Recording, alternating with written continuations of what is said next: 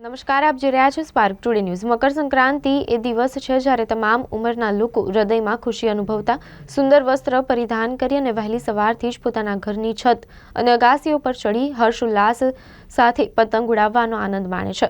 આખો દિવસ કાપ્યો છે લપેટ લપેટ જેવી વિવિધ કિકિયારીઓ સાંભળવા મળે છે।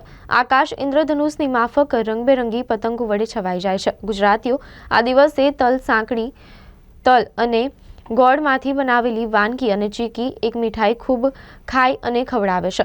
તેવામાં ઉત્તરાયણના પર્વ નિમિત્તે ભારતીય જનતા પાર્ટીના લઘુમતી મોરચાના પ્રદેશ ઉપાધ્યક્ષ ઝહીર ગની કુરેશી અને તેમની ટીમ દ્વારા સૌથી મોટી પતંગ એટલે 18 થી 20 ફૂટ જેટલી બનાવવામાં આવી હતી અને સર્વે શહેરીજનોને ઉત્તરાયણ પર્વની શુભકામનાઓ પાઠવવામાં આવી હતી। સૌથી પહેલાં તો સમગ્ર દેશવાસીઓને આજે મકર સંક્રાંતિની ખૂબ ખૂબ બધાઈ અને હાર્દિક શુભકામનાઓ।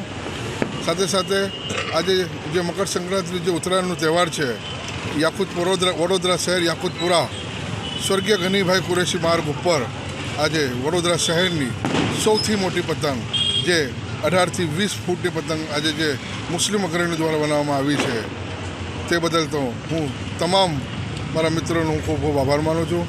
સાથે સાથે આ જ તહેવાર એવી રીતે બધા હર હંમેશ કોમી એકતાથી આવા તહેવારો ઉજવે। અમારા દેશમાં અમારા શહેરમાં હર હંમેશ એવી અમન અને શાંતિ રહે। અને આજે આપ જે પતંગ જોઈ રહ્યા છો તે પતંગ બધા અમારા મિત્રો અને સમાજ દ્વારા બધા હળીમળીને આ પતંગનું એક ખૂબ સુંદર આયોજન કર્યું છે। સાથે સાથે ફરીથી તમામ દેશવાસીઓને મકર સંક્રાંતિની ખૂબ હાર્દિક શુભકામનાઓ।